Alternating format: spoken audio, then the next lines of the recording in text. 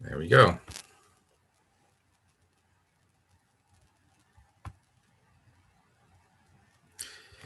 Good. Welcome, everybody. This is the virtual lecture for the Intro to Supercomputing course. And we're doing these series of courses in the next few weeks as a replacement of our usual summer school, which is 1 week intensive full-day programs in 3 streams. Instead, since we can't meet face-to-face, we're doing these online lectures. And so this is the first one. It's a format that we've not used before, so bear with us if things are a little bit shaky. Let us know if anything is not working. If it's not, we will try to fix it and do better next time. So this first course is about just an introduction to supercomputing. I'll explain a little bit what we mean by it, and you'll get to use a supercomputer. So I hope you're excited. So what we'll do is we'll introduce the basic concepts of what supercomputing is. And it's really meant as a fairly high-level primer. It'll be very useful if you take any of the other courses. Some of the things you'll have to know, some things some of you might already know. We'll talk about the motivation for supercomputing, or HPC as it's also called. Some of the issues, some of the things you can expect from using supercomputers and how they're different from using your own computer. It will be helpful, especially for the hands-on, if you have a bit of familiarity with the Linux command line and editing text files. That is pretty much all we'll be doing in the hands-on part or in the assignment part. If you are not familiar with that, I encourage you to stick around anyway. You'll still learn a lot, but I also encourage you to make sure you either watch or attend the next week course, which will be on the Linux shell.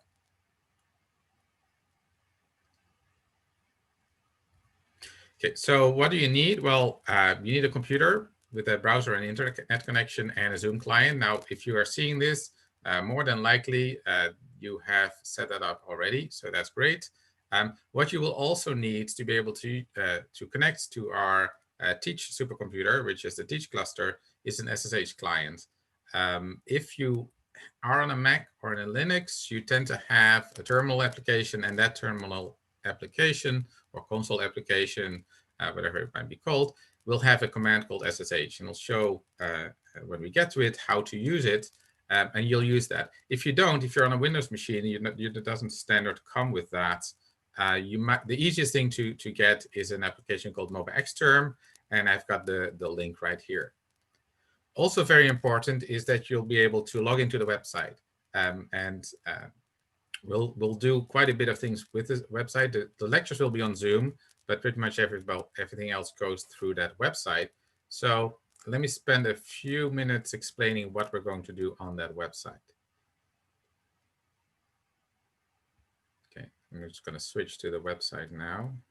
Where is it? Here it is.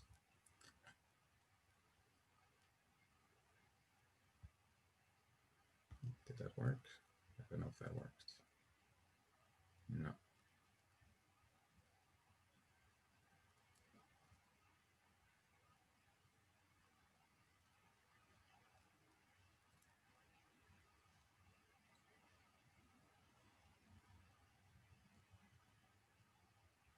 Oh, yeah. Okay, I think we're good.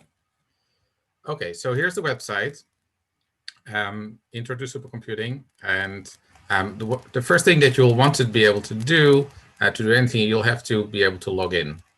So there's a login button on the top. And you've already done this because you've registered, but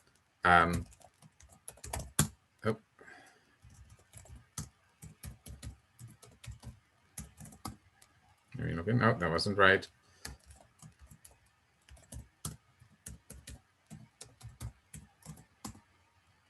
That was right. And then when you log in, you'll see your the courses that you're logged into. One of the things that you'll see is an attendance test. We're going to keep attendance. It'll be a very simple test. I'll give you a number, and you have to basically select a number from a list. And I'll give you that in a very short while. The site itself, if you click on it, will have a whole bunch of different things. There'll be a calendar and course events. There's some links. There's a forum, and the forum is very important because rather than just asking questions during the lecture, in between the lectures or even after the course is done, you can keep asking questions on the forum. So if you click on the forum, you'll see here's a forum. You'll have to click on the site has the possibility of multiple forums, which we're not using, but that's why we have to select the forum we want. And then you can ask questions. You can start a new thread and ask a question. So that's the forum. There's here are the tests at the end. We're going to have to take an attendance test, and I'll show you that just as we finish looking at the website. There's an assignment Dropbox. So I'll give you an assignment at the end of this lecture, something to basically try your hand at supercomputing with. And again, I'll explain exactly how, but you'll have to upload a file or two files into this part. So that's where that is. Furthermore, on the home part, you'll see the login information for all of the events. And then finally, very important, you want to be able to get into the cluster. You want to know what your login information is. So click on login information. You'll see your username. If you have a Compute Canada account, that username will be your Compute Canada account, and the password will be the same. So you just use that account. If you have one of the TMP accounts for just the education side, this will say something like SciNet guest and a number, and then a password. And so you use those to log in using the command SSH and then the username at teach.scinet.utoronto.ca. I have a more complete explanation, but this is what we have on the site. So you need the site. You need to be able to log in to post to the forum, to give your assignments, and to take the assignment test. So let's look at the assignment test now. It's open. You'll see there will be one for every day that we have an event. And if you click on it, you can start it.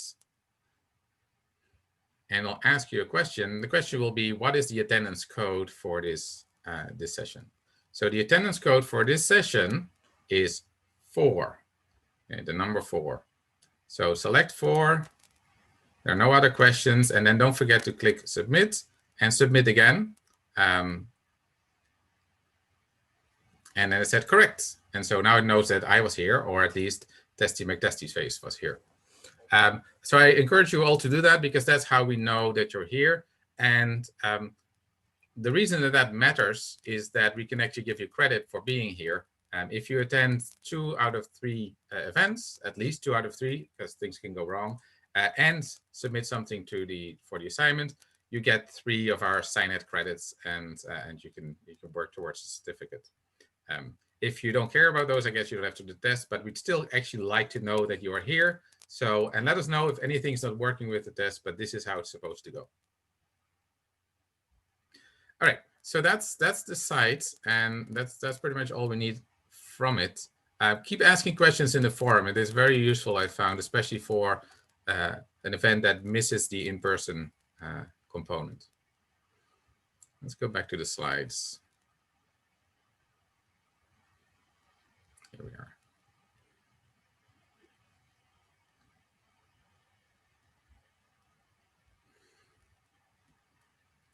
Okay, so we have all that. We've got an SSH client to use our account with. We should be set. We should be good to go. So what we're going to have 3 days of events. Each event will be an hour and a half. And during that, you can ask questions at the chat. So the chat is right here. Bruno is there too to answer questions. You can answer the forum, as I already showed. And then because I'm going to give you an assignment, and hopefully you'll try your hand at it, we set up office hours or hands-on sessions for the next day. So next day, the same time at 12:30 until 2 Eastern time. We're just here, and in those sessions, you'll be able to share your screen if you want to show something that didn't work, or you just want to ask questions, or you just want to sit around and see what other people's questions are. Totally fine. And that can be very useful to sort of get going. Then at the end of that day, we expect the assignment to be done. And you'll see that the assignment is not too difficult on purpose. It doesn't have to be complete. It doesn't have to be fully working. What we really want this for is that I can go and look at them. And the last day, I can look at the common mistakes or common pitfalls that you guys have encountered. and correct them. And then I'll also tell you what the solution is. If there's anything that we don't get to today in terms of material, we will also do that. So that last day is really a wrap up. As I said, if you enter the code for the attendance code for 2 out of 3, 3 out of 3 would be ideal, but 2 out of 3 would be enough. And you submit the assignment and you've shown some sort of work, we'll give you your credits. Okay. All right. So that is the admin part of this lecture. Again, if there's any questions, ask them. Please do. So let's go into supercomputing then. So supercomputing, or also called high performance computing, some people call it advanced research computing, although advanced is a sliding scale.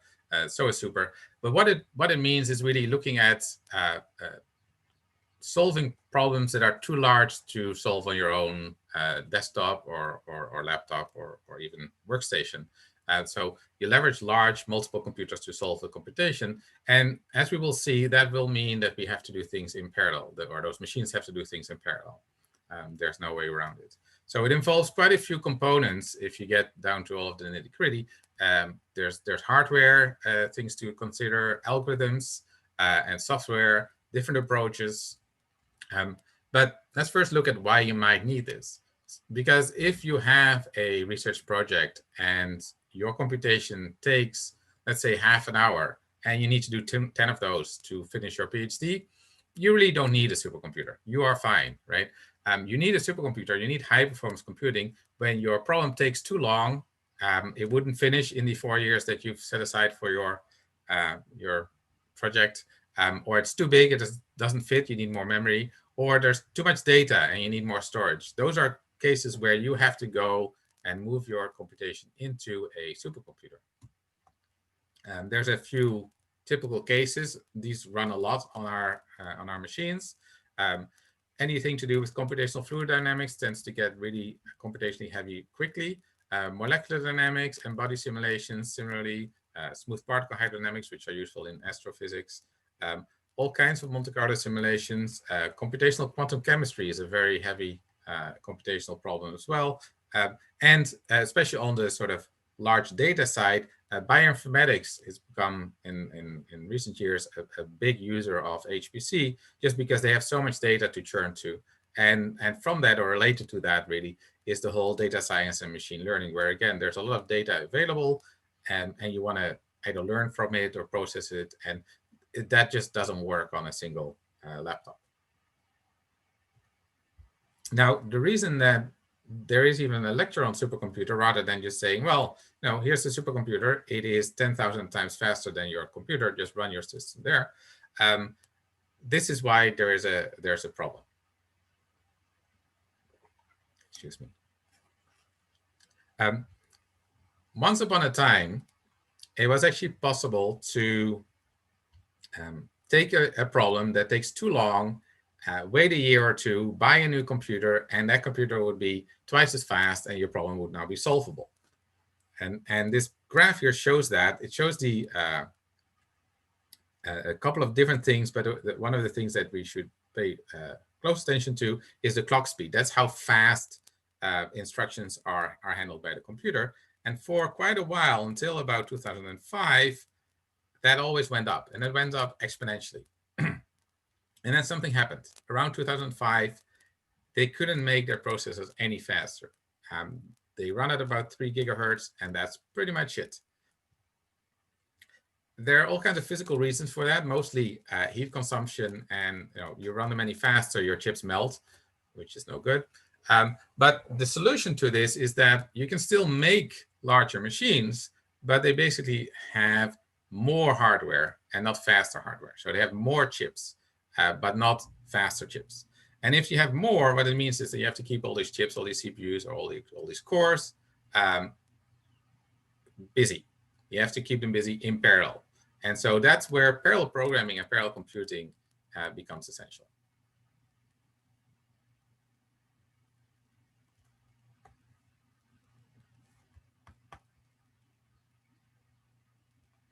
Okay, so you might have heard of a thing called Moore's law.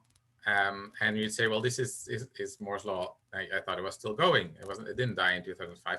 Moore's law is a law that describes a very long-term trend of how many transistors people can make, or manufacturers can put on a chip inexpensively, and that the number of transistors that they can put on a piece of silicon does roughly double every 2 years. And so if you plot the transistors per chip in some sort of units, there's this in a linear log graph, this beautiful straight line, and it went on to I don't have the 2020 point, but it's kind of still going. Although this might flatten at some point too. This seems to be in contrast with the fact that our clock speeds plateaued. And so again, the reason here is not that Moore's law was dead, but that we couldn't make each of these components any faster. So we got more components, but they were equally fast. So we can get more stuff done as long as we keep all the components busy. We get more cores, but at a fixed speed.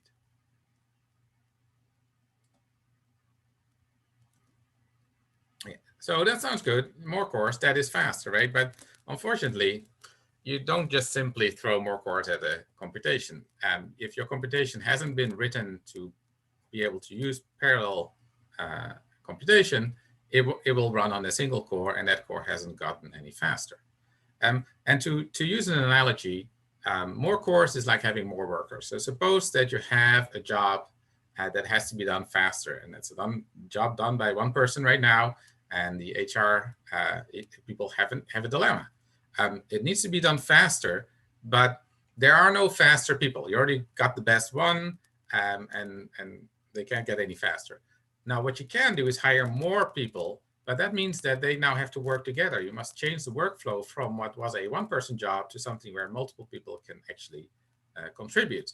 And so that involves splitting up the work between the different people, rethinking the workflow process, come up with some communication and administration overhead. And you can also imagine that if it was a one-person job and you suddenly hire 1,000 people, you'll spend more time telling the people what to do than anything else. So at some point, the administration can actually be larger than the eventual work. There's often a sweet spot where the number of people is just all you can have. And so this same analogy holds, or the same principle holds in parallel programming. Most algorithms and codes are written for a single core. It's a program. It says, do this, do that, one step after the other. And now suddenly we have to change that to run things in parallel. Okay, so to know how to code that, how to program these things, it becomes important to know a little bit about the different architectures. It turns out that there's different ways you can run in parallel, different ways you can use multiple cores, and you have to, unfortunately, still use a programming paradigm that fits the architecture. People are working on making that more uniform, but people aren't quite there yet. So let's talk a little bit then now about supercomputing architectures. So the simplest architecture that you can sort of think of as being more machines is to take a whole bunch of powerful standalone computers, could be laptops, could be desktops, workstations, and just connect them with a network. So this picture on the right here is supposed to show that. So we have one node here with a core, and it has a little bit of memory. So the little square is supposed to be the memory. And then another core, and they're connected by wires. And so because I'm just connecting by wires, whatever's running on core 3 doesn't necessarily see what's running on core 2 unless they communicate. So they communicate by giving each other messages. And so the way you would program this is using what's called a message passing interface. So each core acts as its own machine, and then there's some communication between them. These are called distributed memory systems or clusters because the memory is not one big blob, it's distributed over the different workers. It's a very common model because it's fairly easy to build. If you can buy more machines and you can buy a network, you have a supercomputer. And so a lot of supercomputers are essentially of this type. There's another type called multi-core computers, and you see these things in your phones, in your laptops, where in the same machine, in the same computer, there's one big chunk of memory, and you have multiple cores that can work on whatever's in that memory. So now it's a little bit different. Communications between the cores can be done through memory. If core 1 does something in memory, core 3 can see it almost instantaneously. So you program that differently because you don't have to explicitly send messages between the cores. And so this is called a shared memory system. This memory is shared among all of the cores. The way you would program that is with threads, or a very popular way to do this in scientific computing for sure is OpenMP. OpenMP is a technique, and we have a whole week, a whole course dedicated to that as well, on how to program these kinds of machines. And this is something that has taken off because it is to some extent easier to program, and also means no network is necessary except what's already in the chip. And so your desktop, your laptops, your cell phones usually have multiple cores at this moment and are going to run like this. This is also what kind of made parallel programming more mainstream, because now to be able to fully use the power of your phone, people have to know how to program in parallel. Before, this was mostly just something done in academic circles and big engineering firms. A third kind of supercomputer architecture are those systems that use what are called accelerators. So accelerators are extra bits of hardware that you stick into an existing computer.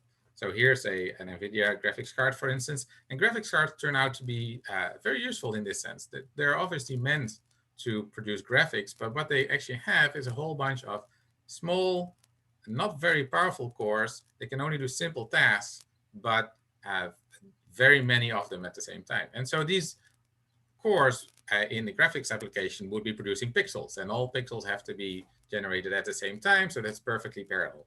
Very nice.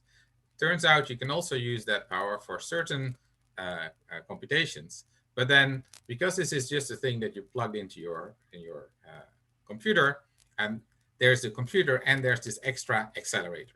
And so there you have to program the accelerator and whatever computation it does specifically for its different kind of cores. And so you have to do what's called heterogeneous computing. You will start your job on the computer, on the regular chips, and then you will send things over to the accelerator and get them back.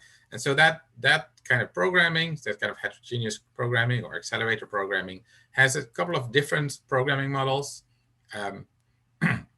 CUDA is very popular for NVIDIA chips. OpenACC is at least an open standard and looks a little bit more friendly. OpenCL is one of the more portable ones, but it is a bit more verbose.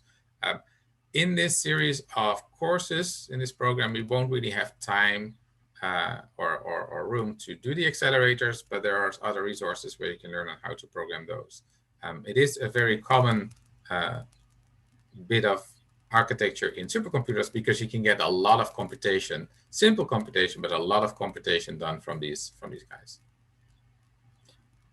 Now, most supercomputers, and I've got a few examples here, are actually combinations of these.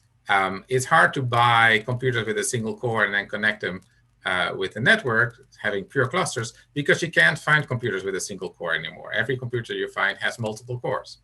And so let's start with the fastest known supercomputer in the world. So there's a list of the fastest known supercomputers, known because they are self-proclaimed. So there could be secret ones that we don't know about, but they are collected on this top 500 ranking, and it runs a benchmark. And the benchmark is not entirely representative of what you might run on those systems, but it's also not entirely off either. And so you have to prove that you can run at a certain speed in this benchmark. And a machine called Summit, which is at Oak Ridge National Lab, is currently the fastest known computer.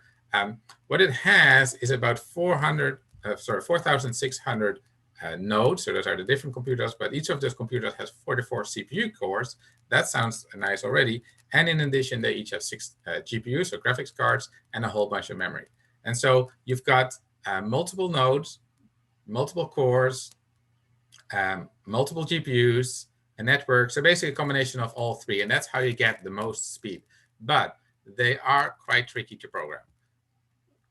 If you have an application that just has to use this kind of speed, you will invest that kind of work.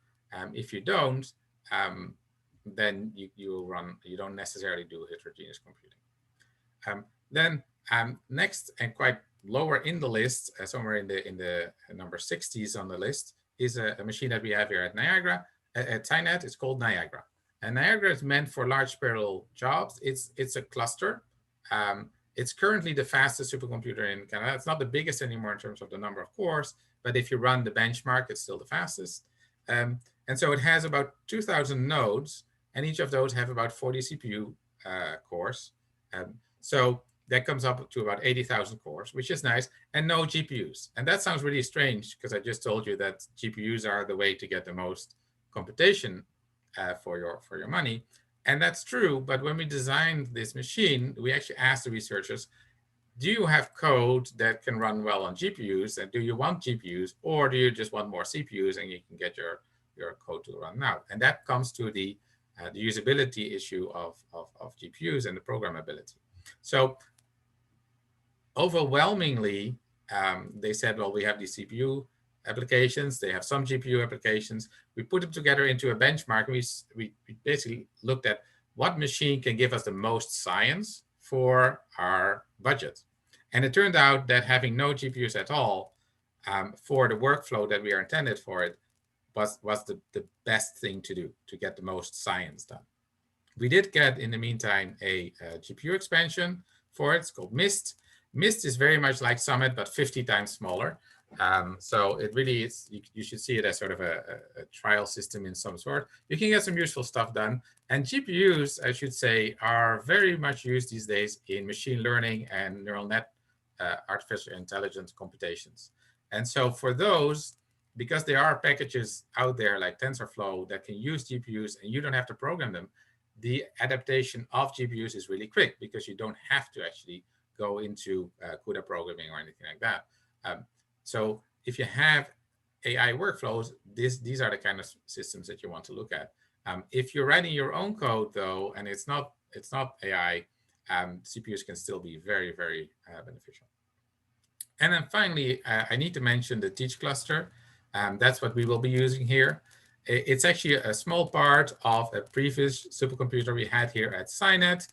It was called the GPC because we were a lot less inventive in names than now when we call things Niagara. This stood for General Purpose Cluster. So we are so proud of that name. Anyway, that was our old machine. We took 42 of them out when we decommissioned it and replaced it with Niagara. They're still decent nodes. They're 16 cores per node. They have a decent amount of RAM. And they are interconnected through this fast network called InfiniBand. And so you'll be using the Teach cluster in these courses. And we use it exclusively for teaching. And in a little while, I can explain you why we use Teach and not Niagara for teaching. Okay, so those are examples of supercomputers and the kind of techniques that or architectures are there. And each of them comes with different ways of programming it.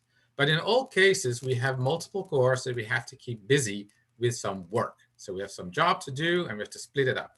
So let's look at that. Let's look at parallel processing.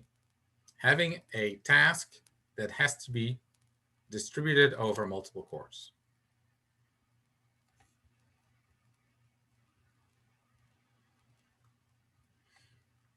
So the main thing to look for when you're trying to do parallel processing is a thing called concurrency. Concurrency are things in your task that can run at the same time. Now, in a very general setting, this doesn't have to be one single task. When you are looking at this Zoom meeting, you could at the same time be running an email client, and they would be running at the same time concurrently because they don't have anything to do with one another. But in general, for scientific computing, we have a computation that has to be done, and it's more intricate. Things do depend on one another. So you have to find within that computation those things that can be done concurrently, so independently. There must be many such parts. for it to be efficient, because if you have say the 40 cores in an hierarchical node, if you don't have 40 things to do at the same time, you are going to waste some cores. It should also not matter in what order things are done. That is kind of implied in the independently, but it is often surprising because those cores might run just a fraction of a microsecond slower than the previous one. And so order shouldn't matter here. And what limits the possible concurrency is when there are dependencies. So if I say I'm simulating the weather over Canada, what happens in Toronto influences what happens in Mississauga, and therefore there's a dependency of data. That is where you have to do a lot of thinking of what can in your computation be done at the same time and what cannot.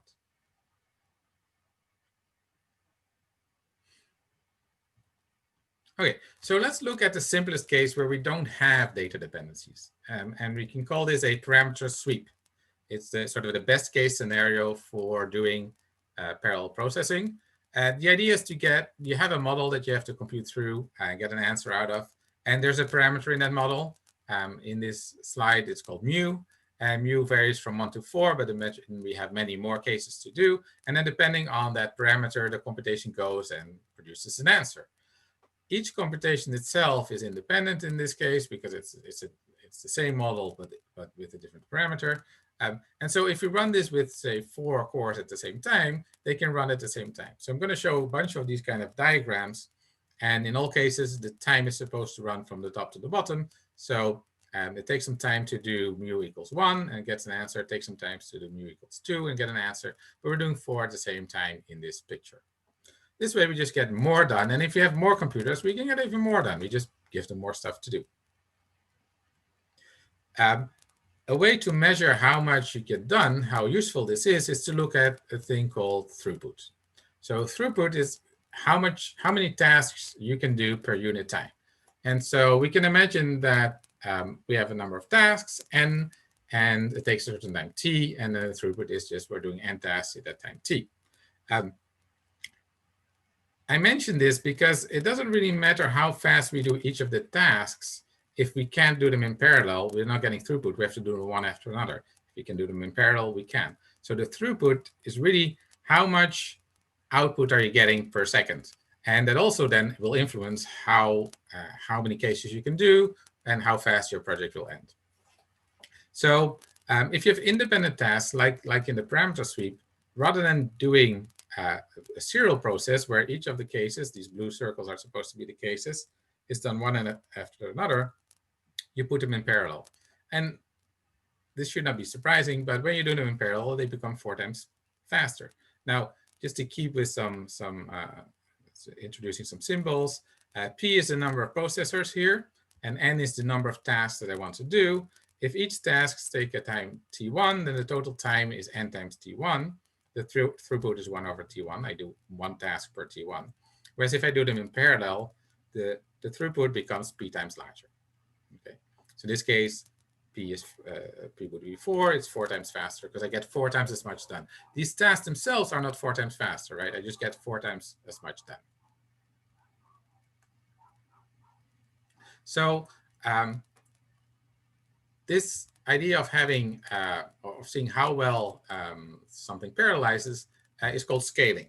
You take a task, you throw 1 processor at it, 1 core at it, 2 processors, 3, 4, 5, 6, and you see how the number of tasks per unit time, so the throughput scales. And in this case that I just presented, as many processors I have, that much more stuff gets done. And this we call perfect scaling. Ideally, that's what you want. It won't be always what you get, as we will see.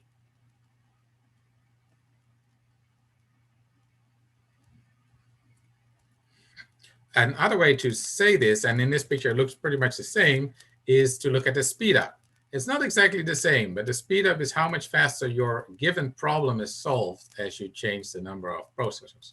So the speedup always supposed to start at 1, although for technical reasons sometimes not. 1 processor has a speedup of 1, and then you see as I add more processors how much faster it is. So technically, to express that, you can take the time that it takes for your serial process, so doing them all at one at a time, divided by the time it takes for pre-processors. And ideally, p-processors or p-cores would be p times as fast. So this should be proportional to p. Then you have linear scaling of your speed up, and that's exactly what you want. For these kind of parameter sweeps where everything happens at the same time nicely, you get this kind of linear speed up. And because it kind of happens easily, people call this embarrassingly parallel. That is, you didn't have to think very hard about the computation to get it to parallelize. You'd still have to do something to make them run at the same time, and it depends on what kind of machine you are, how you do that, but it's not terribly difficult. But that's the ideal case where the computations have nothing to do with one another. So let's look at a case where this isn't so. Say we have some tabulated experimental data, say the temperature over Ontario, which is rapidly rising right now. And we wanted to know, say, the average. We'd have to sum up the temperature of all of the sensors that we have. So now that's good, but we can split this task up where we get different regions summed up by a different processor or core. As you notice, because we're not looking at specific architectures yet, a process, a core, a CPU, a worker, they are all pretty much the same thing. This is a rather abstract notion at this point, so that here I've called them processors. So what we need to do is separate up the region into subregions, and each of the subregions will sum up their own sensor data.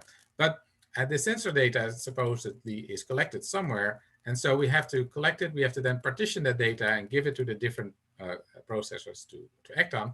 And then at the end, we have to sum them up once more, all four of them, and get the answer.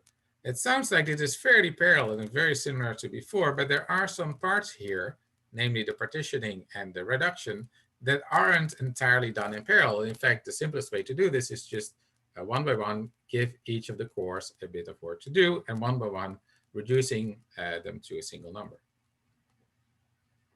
So we can distinguish how much time is spent in the part of the algorithm that can be done at the same time, that can be parallelized, and the part that cannot. So the part that cannot is called the serial part. So partitioning the data cannot be done in parallel. You could come up with things that it is quasi in parallel, but let's say it's not at all parallel. And say with reduction, so we call that T sub S for now. And then the total time it takes to do these parallel regions, so the time it takes to do region 1 plus region 2 plus region 3 plus region 4, we call the parallel time, the time for the parallelizable part. So we want to know how long it would take if we ran that whole thing on a single computer or a single core.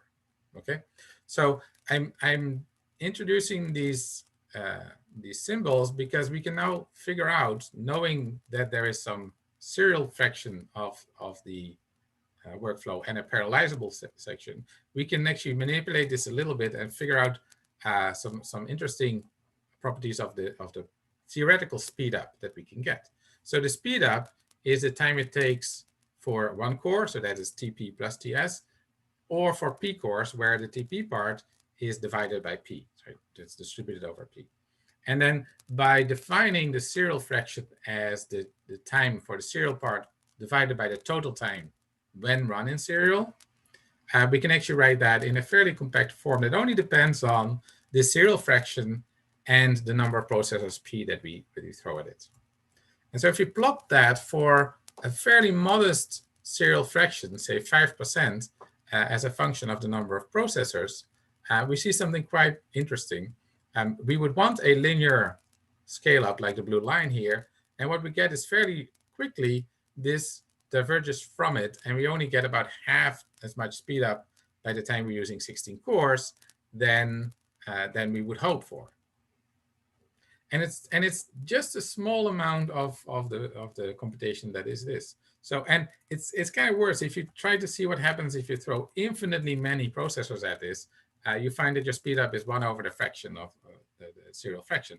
So in this case, I guess it would asymptotically reach 20. This is not very strange if you think about there being a part that is purely serial.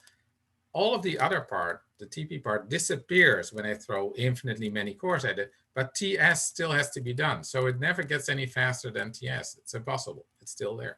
So what you want to do, because the serial part will dominate how fast you can actually run at the same time, is to make the serial part as small as possible, or to parallelize as much as you can. So, and no matter how big IP becomes, there will be a point where it just doesn't get any faster. There's no point in throwing extra hardware at the problem. You just don't throw extra cores at your problem because you have a serial fraction.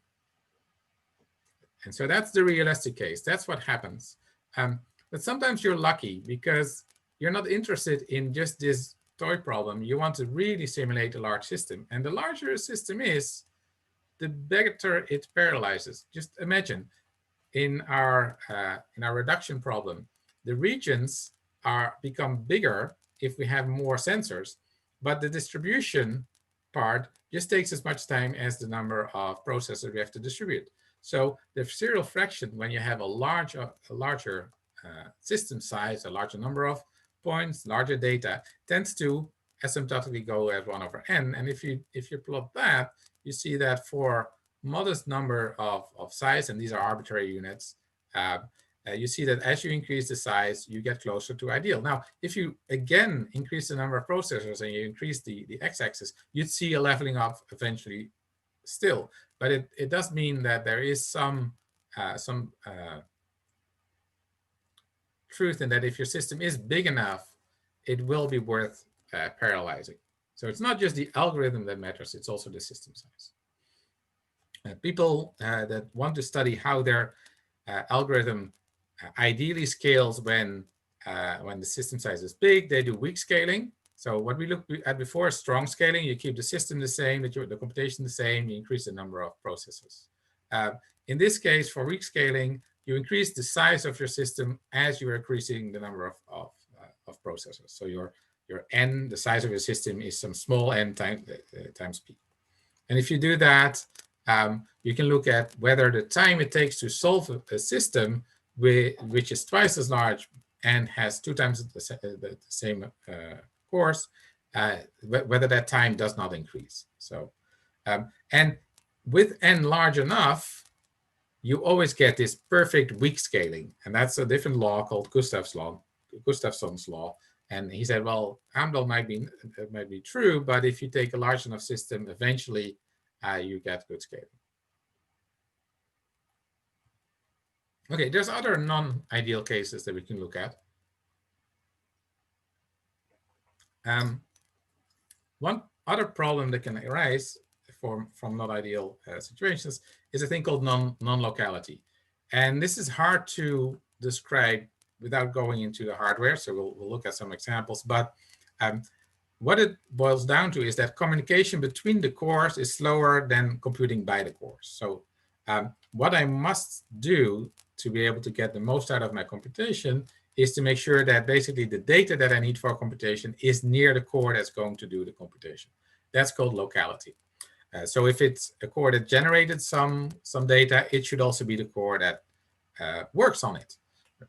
Otherwise, I have to move things back and forth. Memory storage systems, they tend to hide this locality. So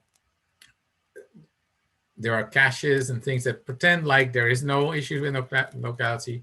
But now it really depends on how you access the data in your application, on whether you are doing this efficiently or not. And as I said, this is more easily explained with some examples, but you can never completely eliminate this. You need communication in the case of the reduction. You need to sum everything up at the end, but you can minimize it. So if you have this shared memory system, make sure that the data stays to the core that was using it last. In distributed systems, you don't want to have to communicate data from one machine to the next, one node to the next. Try to compute on the data that you have and transmit as little as possible. When you're looking at file systems and memory, accessing things linearly helps. These caches that are hiding things are counting on you to read a file from beginning to the end and not jump back and forth. Likewise, if you have a lot of little files, that is kind of like jumping back and forth on on your system, on your file system. And so that is also not bad. It also is bad in other I/O issues. So you want big files and go linearly.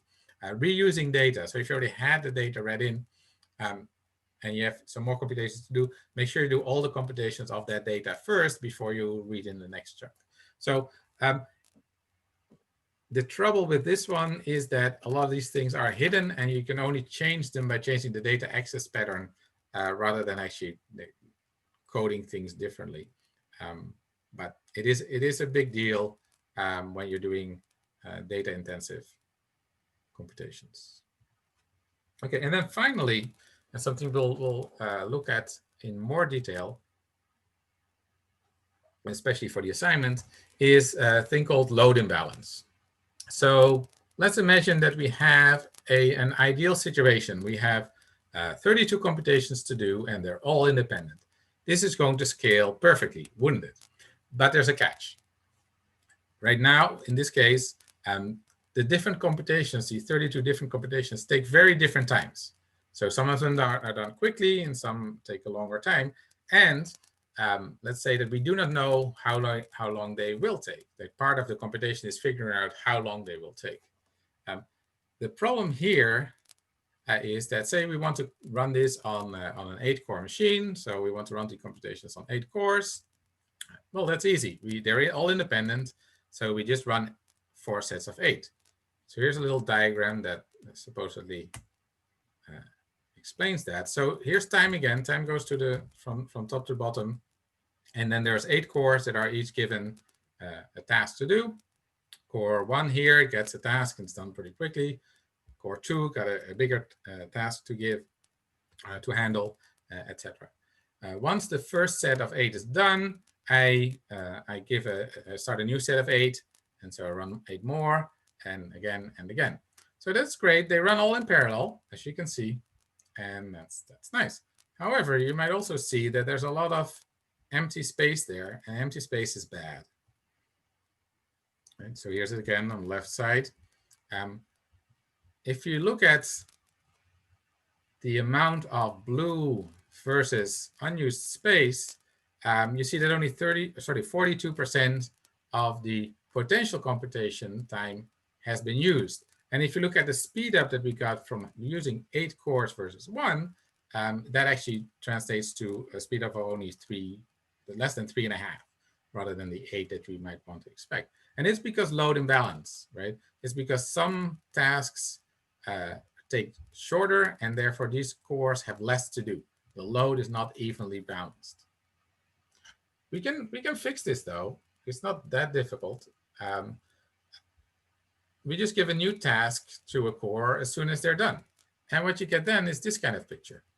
So the same originally 8 tasks are given to all the cores, but as soon as, I think this guy finishes first, this core finishes first. So as soon as it's done, the next task, which was a task over here, is given to it.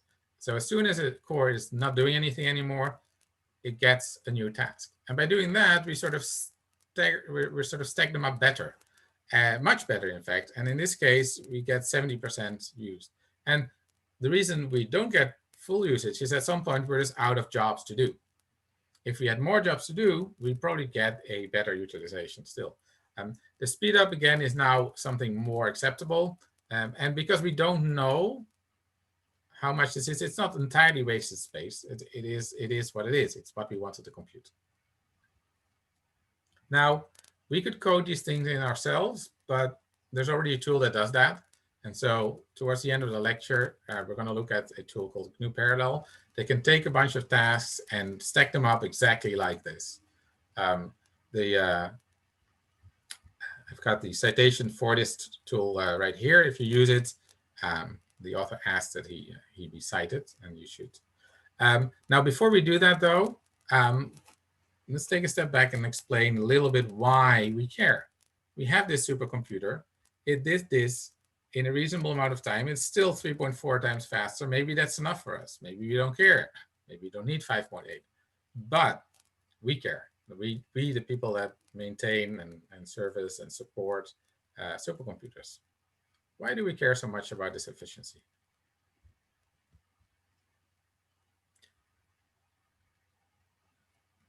So this all comes down to the fact that when you leave your laptop or workstation, you go to a supercomputer, it's not your supercomputer. It's a shared and it's a remote resource. So you can't just have a supercomputer. You're going to have to share it, right? There's very few people that can just buy a supercomputer on their own and then be happy. If that were the case, you don't. It's your problem if things are not efficient, right? But these days, and partly because of the internet, you can access the resources remotely. So we can build an 80,000 core supercomputer and have hundreds of people use it at the same time. Sharing is good because sharing gets better utilization. If all these cores are busy, that's better than having your own supercomputer because half of the time you wouldn't be doing anything because you're writing code.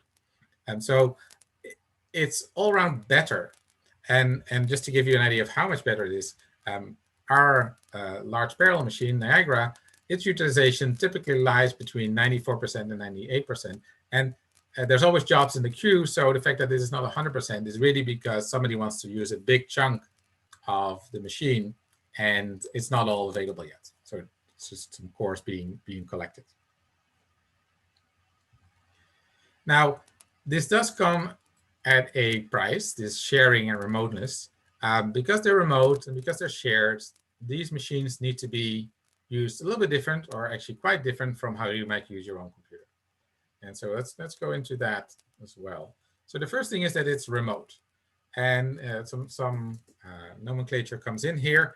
You're at your computer, right? Right now, you're probably at a laptop or a desktop, maybe on your phone. You need to connect to the supercomputer, and the supercomputer is somewhere in a data center. And so the supercomputer will be called the server. And you're accessing that server by connecting through it, through a thing that we will call SSH, stands for Secure Shell. And so you connect and you are what's called a terminal. The computation doesn't happen here. You are just steering it remotely. And in fact, that's why this is called a terminal. What we think of a terminal these days is a window where you type text commands. But it really that's always been the case. But the reason it's called terminal is the last end of your supercomputer. Now, you must communicate with your supercomputer using the command line. It doesn't speak GUI. GUI would be hopelessly slow over this line. It'd be inefficient anyway. And truth be told, nobody uses a GUI in HPC. When you have large computations, you'll figure out how to do them in the command line. And it actually, once you get used to the command line, it is a very powerful tool and much more expressive than mouse clicks could ever be. So it's a nice tool to have. But in this case, because it's remote and because nobody uses them, you'll be using the command line just for that reason.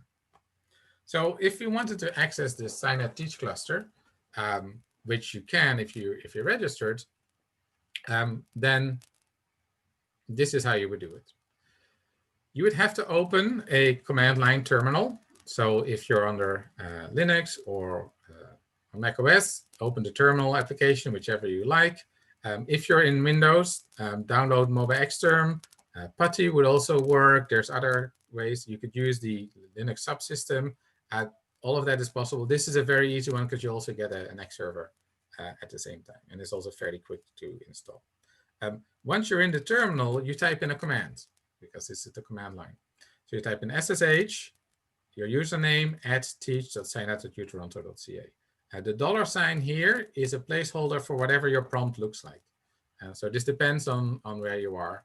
And then once you're in, you're in. Now, if you want to transfer files, that also has to be done remotely. And so should you be on the Teach cluster already and you want to download something, there's a wget command. It's useful to know. But if you want to copy things from your computer to the supercomputer, you have to use another utility. And it's called SCP for scopy. And so that both of them are remote ways to interact. SSH will give you a terminal that runs on the supercomputer. That supercomputer doesn't know anything about your computer. So once you've done that, once you've logged in, you can't see your files anymore. So you're going to have to transfer your files first and then SSH in. The account information just in case this wasn't clear, is also on the course website. So let me just quickly go back to that and make sure that that is understood. Let's see. It's this one. Okay, so on the right here or at the home screen, there's a link called login information for the cluster. That's the Teach cluster. If you click on it, it will say what your username is and what your password is. And then you can log in with SSH. The -y option is optional for this session, and then your username at Teach. So if you do that, you will be logged in.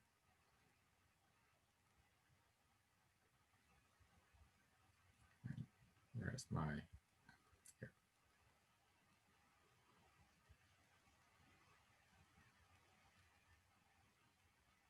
Here we go.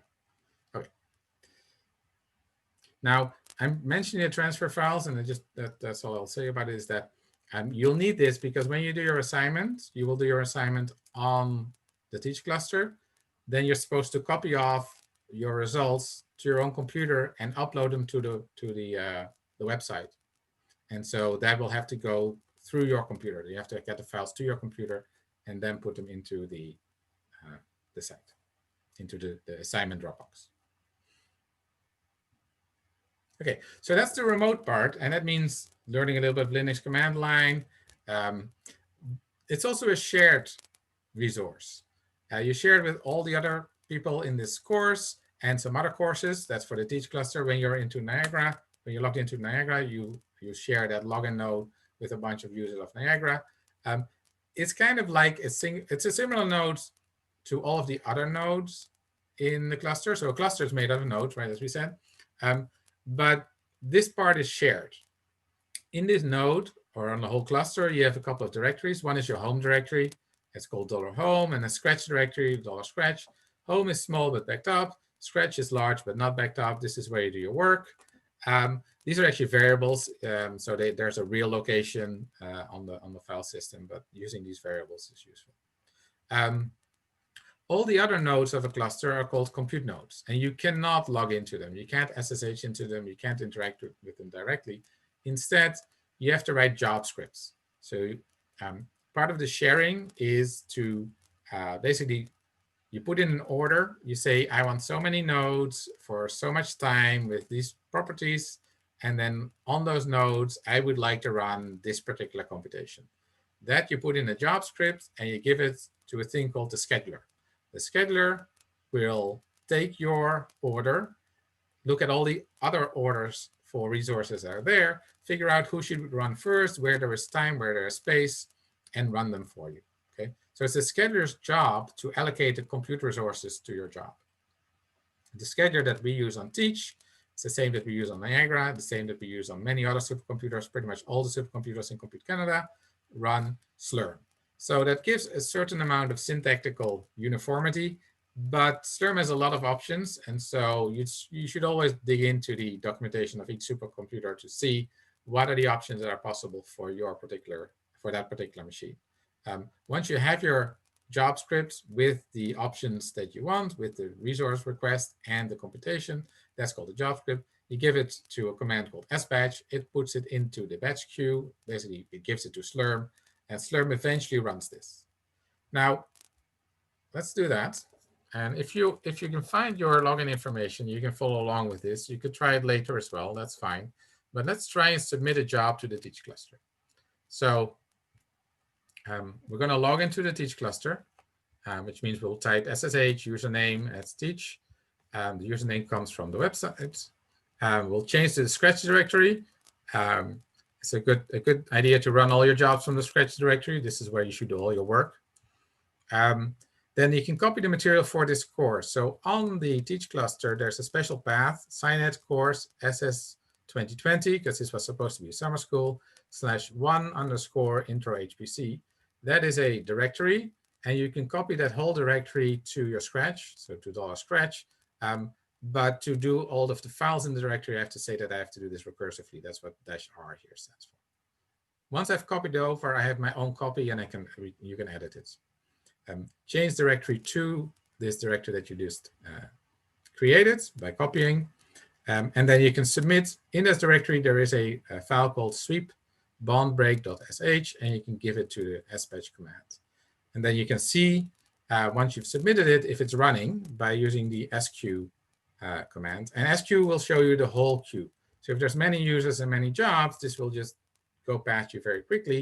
If you just want to see your jobs, -u $user will work. And once it's done, it will have created a number of files in a directory called out, but also a file called sweep bond break output.txt. So I'm going to start this, but I won't finish it because it takes a while to run. But let's try this.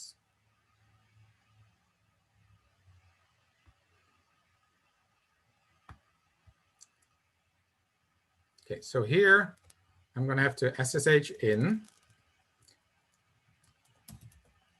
to the teach cluster. Let me just do a band. SSH. Oh, that's fine. SSH. I think I am SciNet guest 01 on the teach. SciNet toronto.ca. And that's going to ask for my passwords. So this is where you look up your passwords.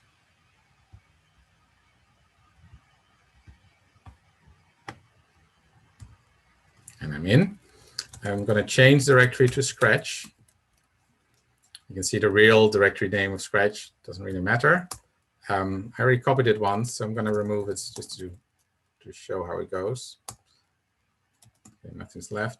Then you can copy SciNet course SS 2020 1 intro HPC into your Scratch directory. And you can do so recursively. There we go. And then I cd into that directory. I can list the content, and you see this sweep bondbreak.sh, and that is already a job script. So I can sbatch that, and then I get a number back. So it says submitted batch job 86379. And if I do sq-u $user, I see that I am in the queue. After a while, you get used to what the different things are, but this R here means it's actually already running. Nobody else is running much yet, but I see quite a few of you have tried it. Nice job. And they're all running a single core on this machine. So congratulations to these people that are already running it. You've just run on a supercomputer. And we'll let that run. We'll see in a little while what the output is, but what is it really that we're doing here? What did we compute? What is this thing? Right? Nice, we're running on a supercomputer. What are we running? So what we're running is a simulation of a chemical bond breakage. So there's the script itself runs essentially a parameter sweep for an app called BondBreak. BondBreak is an application that does a simulation of a chemical bond. It's very hypothetical. That's not a real bond. But imagine there's two atoms. There's a bond between them. And by fluctuation, it can break. And so it simulates the motion of these two atoms until the breakage point. And then it prints out what the breakage time is. And that's great. So we want, now that's going to depend on a couple of parameters. And so, by the way, this plot on the right here is the potential energy or the free energy landscape of this model.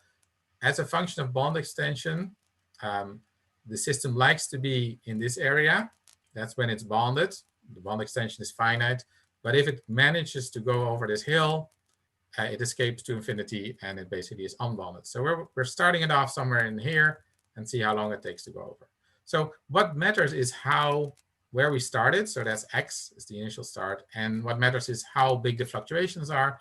And that's set by the temperature T. So those are two model parameters that we really want to sort of sweep over. But in addition, because this is a Monte Carlo simulation, because there's time steps involved, it does one step at a time, there's random numbers involved, there's other parameters too that need to be set. And so just for completeness, these are the parameters that this app needs. It needs a time step dt, a maximum time to simulate. So imagine that it stays unbroken for like a week. We don't want to compute anymore. We just give up. So there's some maximum time we set it to. A random seed that determines what the randomness is like, and that we can vary as well. And then there's some output. So there'll be a file of the data of the position or the bond extension as a function of time in the DFN parameter. There'll be we won't want to write it every time step. There's too much data. So there's another time step, DT, for output, ODT. And then finally, a file name to write log messages to. That just sort of gives us updates on where we are in the simulation. So these are the ones that are physically important to us and to know. These are things we have to set to be able to get a realistic model. Now, they're all set already in sweepbondbreak.sh. So let's look into that job script. So here's the job script. And we'll go through it again step by step. The first line is more important than you might think, but it just says this is a dash shell script. So there's different flavors, dialects, languages that terminals and consoles and shell scripts use. Bash is a very common one, and it's the default one on our computers. So that's the one. But if you don't say that this is a bash shell script, the Slurm scheduler is going to say, I do not know what you want me to do with this, so it will reject it. So you have to say this is a bash script. And then a couple of lines here. They all start with # as batch. Pound signs in normal shell scripts mean a comment. In job scripts also, except if it's # as batch at the top of your file. In that case, it is actually the specification of your resource request. So we're requesting a single task, which means we'll get a single core for 20 minutes. And then in addition, we want the output to go to a particular file. So we've given the name of the file here. There's a lot of other options you can put here, but for this case, these three are enough. And then the rest of the script is not a resource description, but it's actually the computation we want to run. So the first line that you will notice is a command called module load Python. I choose in this lecture to not go into the module system too much, but there's a lot of software that people need on supercomputers, and the different software packages are in conflict. You cannot install them at the same time. Although you could put them on the file system, but you can't make them accessible at the same time. So the module command just makes those things accessible that you want. So you pick and choose. That means that if you log in, you see very little software until you do module load and then the name of the package. You can look at the docs wiki to know more about it. But what we need here is only Python. We need Python because it turns out that our application bond break was written in Python. It might not be the smartest choice in terms of speed. Come to the Python for HPC lecture to know why. But it was something that I could put together in an hour, and so that was good for a lecture. So we load Python so we can run bond break successfully. Then we have our parameters, and I kind of explained what they mean, and the comments here say it as well. And then we have to run over the different cases. So we have to run, in this case, 96 repeats. We're going to try things again with different sets of random numbers. So we're going to start our bonds in the same length with the same temperature and just see for different cases how long does it take. We'll print out a repetition number, and then we call this bond break with all of the parameters. Okay. Now, because we have different cases, we want the output files to depend on the case and on the temperature. So those are encoded into the file names. They all go into a subdirectory out that has a bunch of data that will contain a lot of data. I don't want to see that data. When you submit your assignment, please don't give me anything from the out. It just clogs up the website for no good reason. What we need is this sweep bond break output. Okay. And then we're going to time. So we pass the parameters to the bond break app. We will also time it. We want to know how long it takes. And then the last line is a bit of Linux magic that finds all the lines in the output that say that a breakage is detected and then prints just the time. Again, if you go to the Linux course next week, you might learn a little bit of how this works. But really it just collects all of the breakage times. That's all it does in a nice little line. Okay, so resource requests and computation, and this computation has a number of repetitions of essentially the same thing, but with different parameters. Okay, so we want to give this to the scheduler. Our scheduler is Slurm. Why? So we need a scheduler to be fair to all users. There are hundreds of users on Niagara, and they would all like to run as much as they can. If we just let them log in to random compute nodes and run things, then the first people that come would get all of the resources, and that's just not fair. So now we could divide them up and say, you know, this node is for this user, these nodes are for that user, and do it that way. And that would be fair, but then it's not much different from having your own small supercomputer in your lab, and we know what happens to them. They're not used half the time. So that would be a waste of time, and not just a waste of time for those resources. As other users, you would want to use that wasted time. So instead of that, instead of having these fixed reservations, what we do is scheduling things. You submit a job, you say how many resources you need, and the scheduler tries to fit all of those things in basically a space-time diagram, and sees where things fit. Okay. Now, as I already mentioned, on most supercomputers, there's always a queue. There's always more requests than our cores, which is good, because it means we can keep this system busy. But it also means that pretty much always you will have to wait. You submit your job, stuff is already running, you're going to have to wait until it's your turn. But that also will make it fair. Okay, so this is a big difference between running on your own computer, where you just run whenever you want. The economy of scale dictates that you will have to wait. Now, another thing to keep in mind here is that the scheduler is not infinitely clever. A scheduler for a cluster is hard and it takes time. There's a lot of different factors that come into play, and I will list them in a second, that for these hundreds of thousands of jobs that people submit, because we have so many users, it takes time just to order them and see who's next.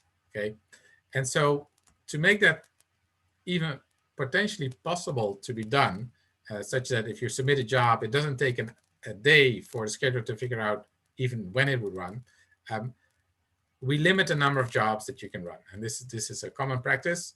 But it also means that if you have very small jobs, like something that takes a second or two, computing when it would run for a whole minute, like just computing where it would run and then running it, would be highly inefficient. You don't want to wait a minute for a job that takes 2 seconds. So if you have many small jobs to do, that too is a reason to bunch them up and use what you could call a subscheduler.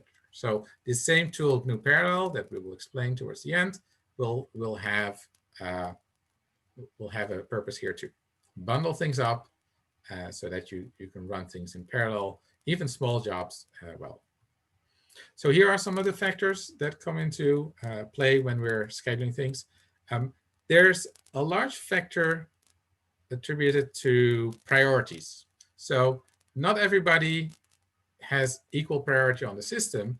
And this isn't arbitrary or because we like people more. It's because there's an annual competition where research groups, PIs, can say, I'm going to need about this much computation next year. Can you give it to me? And then we take that amount, which is usually a sizable amount, but given in terms of the number of cores you need for how much time, and we convert that into a percentage. We say, well, you want to run on what is essentially 5% of the system.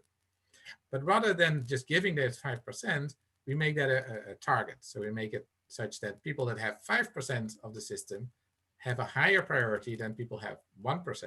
And because of the way things balance out, if people keep things in the queue, like jobs in the queue, the 5% group will get 5% of usage, and the 1% group will get 1%.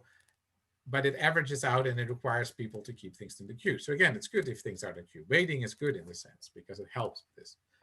So priority is allocated once a year, and then there's a good chunk of the system that is not allocated, that is not given a priority, and so everybody else still gets a chance to run, even if they haven't made it through the competition. So it's not so bad. Another thing that matters is your past usage. And this again goes into the fairness. If a group was at that 5% level, but because some other group wasn't running, they managed in a week to use 10% of the system, the next week their priority goes down so that somebody else can use it. So that's a fairness thing. And another thing is time. If things are in the queue for several days, they will get more priority so that they will run eventually. So it's not that you will never run because your priority is low, you accrue priority. Obviously, available resources and the size of a job also matters. If you ask for, and this doesn't happen on homogeneous systems like the Teach cluster and Niagara, but on the general purpose clusters like Cedar, Graham, and Beluga, where they have many different nodes, if you ask for a node that has, and you want a lot of memory, there's not that many of them, so you're just waiting longer. So a scarce resource will take longer. But similarly, if you ask for a job that needs 40,000 cores, which is half of Niagara, you're going to wait a long time just for them to become available, right? So scarce resources or big jobs can be harder to schedule. And we try to weigh this a little bit so that larger jobs are pushed through a little bit better, because this is supposed to be a system for that. But still, moderate resources can often go through the queuing more easily. In fact, very small jobs, like a single node or a single core for 30 minutes or so, like short things, might fit into a hole in the schedule. So the scheduler might have said, okay, here's where all the jobs are going to run, but I have like one node here that is not doing anything for 30 minutes. And then there's this low priority job, but it also only needs those 30 minutes. So I'm just going to put it there because there's no harm done. So this kind of backfill can be very useful as well. It depends on whether your workflow allows that, but it is a factor on how fast things are running. Okay, so the scheduler has to sort all of this out, list all of the jobs, sort them, and run the one with the most priority at that time, and it does that every minute. And so it's a busy little scheduler. But all of that is in the name of fairness. That's why it is. The waiting is for fairness. If you're waiting longer than another group, likely your group already used a lot, or they've been given an allocation and they need it. Now, to use a scheduler, so Slurm, there's a few parameters you will have to set. You can't get away from setting the time. You have to say how much time you want for your job. It doesn't have to be entirely accurate, because if it finishes earlier, that's fine. The job stops and somebody else can use that node. But if you run out of time, your job will be killed. So you want that to be an accurate estimate. The number of nodes can be specified with a dash capital N or dash nodes. The number of tasks with dash lowercase n or n tasks, or if you're running multiple nodes, it's often useful to use number of tasks per node. You can see how many threads you want. The difference between tasks and threads only makes sense when we're looking at the difference between shared memory programming and distributed memory programming, and I'm not going to go into that too much. What we will need here is just the number of tasks. Some systems you can request how much memory you want. Both Teach and Niagara don't need that, because you always get the same amount of memory. It depends on how much the node has, and all the nodes have the same memory. So that's, but on other systems, this is a useful parameter. Okay, so those are parameters you put in your pound as batch lines, right? And then you give that to the scheduler. And there's a number of useful commands, and you can look them up if you look up Slurm commands. But sbatch is the one we use to submit a job. Squeue is to see the queue. If you go, uh-oh, I made an error with this job, whether it's already running or still waiting in the queue, scancel with that number, the job number that you get when you say sbatch. Once your job is done, there is it gives you at the end some information on the efficiency, but there's a nice utility called SEFF, or Slurm efficiency, that gives a very short, brief description on what happened to your job, how long it took, what its efficiency was, like how much of the CPU time was actually used, how much memory was used. And so that can be useful to quickly check what happened to your job. And then those are all non-interactive jobs, so jobs that you submit to the scheduler and then run at some point. You can also get short interactive jobs where you get onto a compute node and you can type commands rather than having to have a script. On Niagara and on Teach and on Mist, debug job is a command that works for that. You just type it and you get some resources. salloc is the general Slurm way of doing that. As I said, we don't need to do that here, but maybe in some of the other courses, this will come in handy. So I wanted to mention that.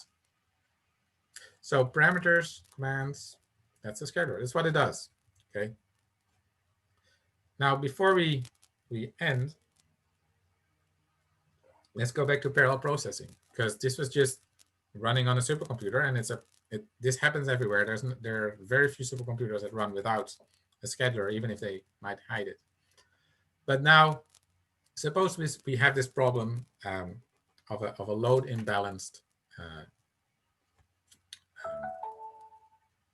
parameter sweep, right? There's a utility out there that is very good at managing these kind of what we would now call subjobs. So a job is what we give to Slurm. Suppose that job has many different things to do, like those 96 runs of bond break. Those are subjobs. We just call them subjobs because they're within a job. And so to manage those, to run those on multiple cores, there's a utility called GNU Parallel. And the link is here. There's a good tutorial here too. And it's really just a Perl script. But when I say just a Perl script, that doesn't really give it justice. It is a well-designed and very versatile tool to run things in parallel, either over different cores or over different nodes. What you do need to do before you can use it, like almost any software, is do module load GNU Parallel to get the parallel commands in your path. So here's an example. It's easier to see this with an example. So suppose I had some application.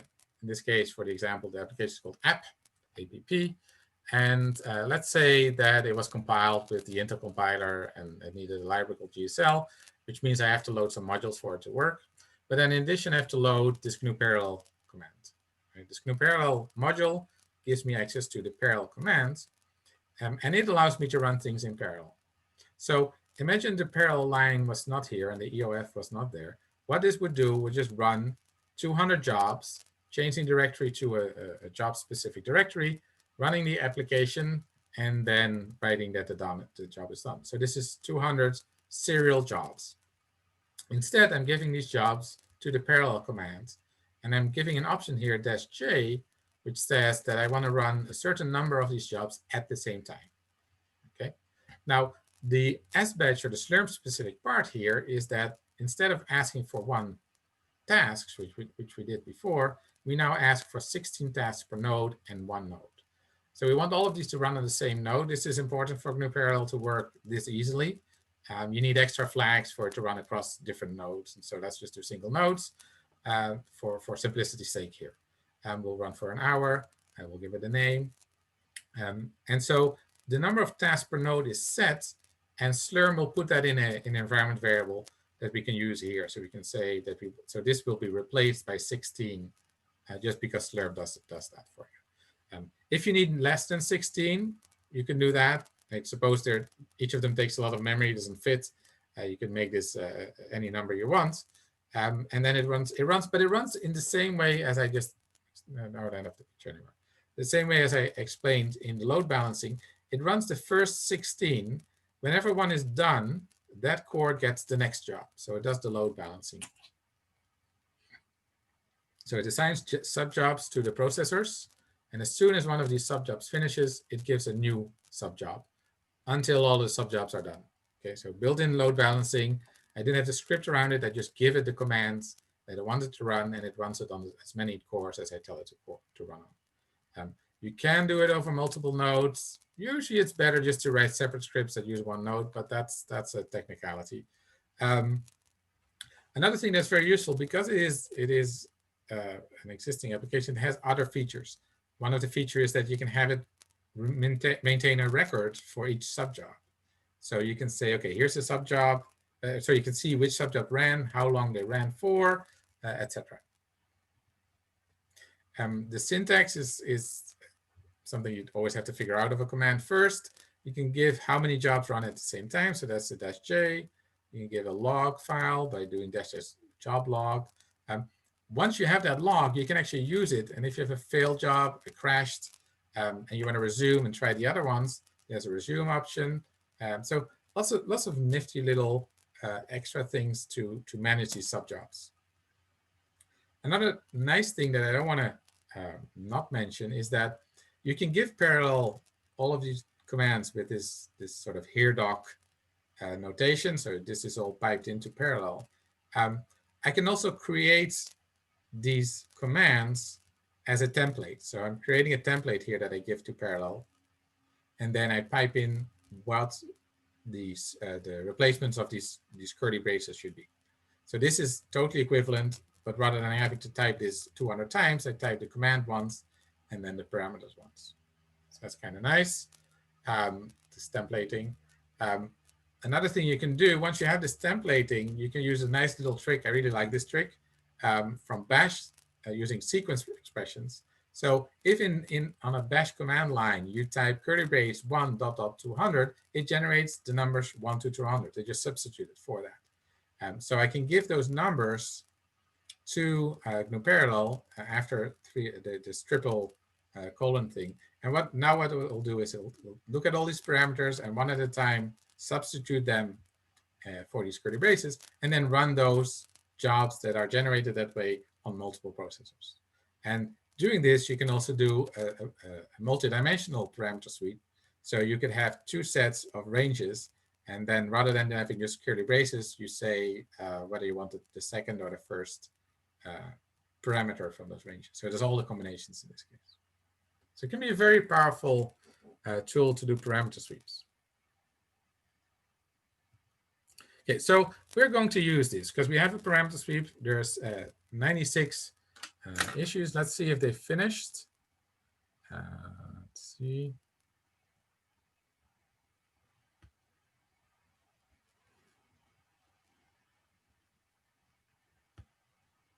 Okay.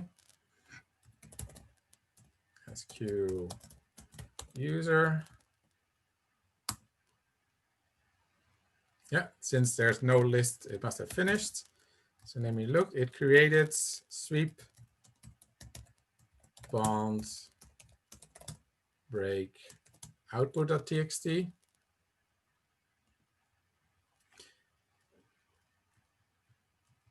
Now remember, we had that time command that actually shows you 3 times the real time, which is what we're interested in for every repetition, and then the user time, which is essentially the same as system time. We just care about the real time here. So every repetition takes a different time. This one took a bit more than 5 seconds. This one took 12, this one 3. So we see that there's a lot of variations in how long each of these runs takes. And so we will have some load imbalance. In fact, if I remember my job ID, here we go. I can ask it how well it did. And it'll say that I did very well, but that's not so strange because I run everything in parallel, right? So each of them themselves, each sub-job is very efficient. But it did take 14 minutes, and we don't like that. This can be much, much shorter. Okay, so you're going to try and run this using GNU Parallel. That's going to be your assignment.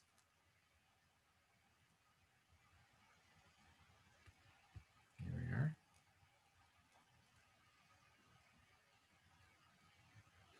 So your hands-on assignment, which I'm giving you now, it's also listed on the website.